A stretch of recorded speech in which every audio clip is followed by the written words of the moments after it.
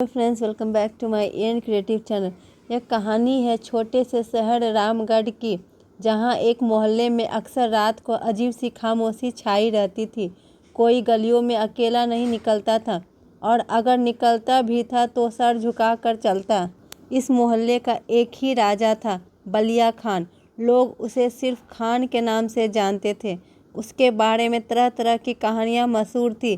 कहते हैं खान का नाम सुनते ही लोग कांप उठते थे और इस खान की खासियत ये थी कि वो किसी भी नए व्यक्ति को अपने इलाके में टिकने नहीं देता था। उसी मोहल्ले में एक दिन रमेश नाम का एक व्यक्ति अपने परिवार के साथ रहने आया। रमेश उम्र में करीब 35 का था और एक मेहनती व्यक्ति था। उसने सोचा था कि रामगढ़ में नए सिरे से जिंदगी की शुरुआत करेगा। वह और उसकी पत्नी रीना दोनों शहर में अपना एक छोटा सा ढाबा खोलने का सपना देख रहे थे, लेकिन उन्हें ये नहीं पता था कि यह मोहल्ला और ये खान उनकी ज़िंदगी बदलने वाला है। रमेश ने थोड़े दिनों के भीतर अपने ढाबे की तैयारी शुरू कर दी। कुछ दिन बाद उसने अपने ढाबे का उद्घाटन किया और आसपास के लोगों को खाने का निमंत्रण दिया। शुरू में लोगों ने थोड़ा झिझकते हुए आना शुरू किया, लेकिन फिर उसका खाना लोगों को पसंद आने लगा। ढाबा का नाम था मिलन ढाबा और हर रोज़ वहाँ अच्छी भीड़ लगने लगी। एक दिन रमेश अपने ढाबे में काम कर रहा था कि तभी खान और उसके गुंडे वहाँ आ पहुँचे। खान ने ढाबे के अंदर घुसते ही रमेश को बुलाया और कहा, तू जानता नहीं है कि ये इलाका मेरा है? कोई भी बिना मेरी इज्जत के काम नहीं करता। खान की धमकी। रमेश ने खान की आंखों में देखकर कहा, मैं अपनी मेहनत से काम कर रहा हूँ, पर कब्जा नहीं कर रहा। खान ने ठहाका लगाते हुए कहा, मेरे इलाके में काम करना है तो मुझे हफ्ता देना पड़ेगा। रमेश के चेहरे पर तनाव साफ झलकने लगा। उसने कहा, मैं मेहनत की कमाई से अपने परिवार का पेट पाल रहा हूँ, मैं किसी का एक पैसा नहीं दूंगा।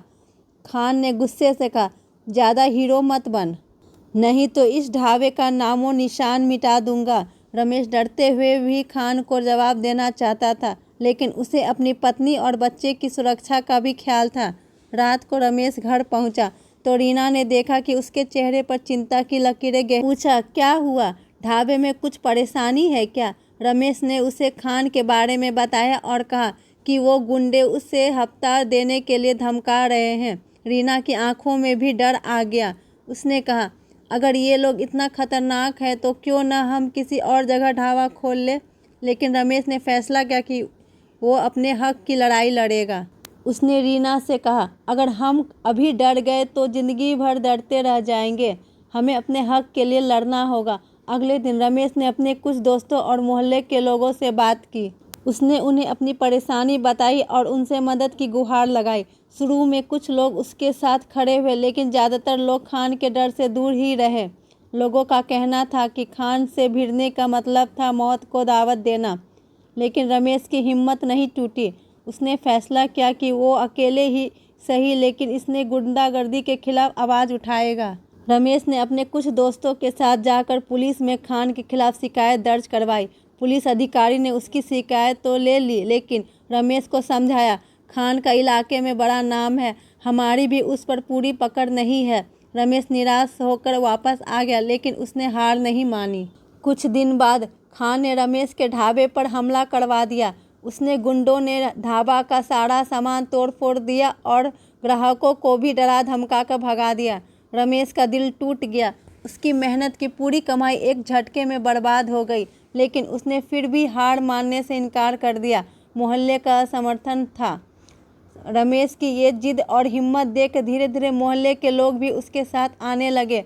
उनके मन में भी एक चिंगारी जल उठी। उन्होंने सोचा कि अगर आज वो रमेश की मदद नहीं करेंगे तो कल उनके भी अपने कारोबार सुरक्षित नहीं रहेंगे। रमेश ने मोहल्ले के लोगों को इकट्ठा किया और खान के खिलाफ एक बड़ी लड़ाई छेड़ने की तैयारी की। फिर आया वो दिन जब रमेश और मोहल्ले के लोग एक साथ इकट्ठा हुए और खान के ठिकाने की ओर बढ़े। खान ने जब इतने सारे लोगों को अपने खिलाफ आते देखा तो वो चौंक गया।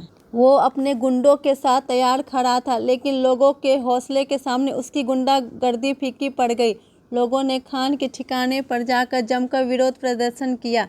रमेश ने सबके सामने खान को चुनौती दी और कहा, अगर तू सच में इतना बड़ा है तो खुद सामने आकर बात कर। इतनी भीड़ और गुस्से को देखकर खान ने आखिरकार हार मान ली। पुलिस भी इस बार मौके पर पहुंच गई और खान को गिरफ्तार कर लिया। मोहल्ले के लोगों ने चैन की सांस ली। खान की गुंडागर्दी का अंत हो चुका था।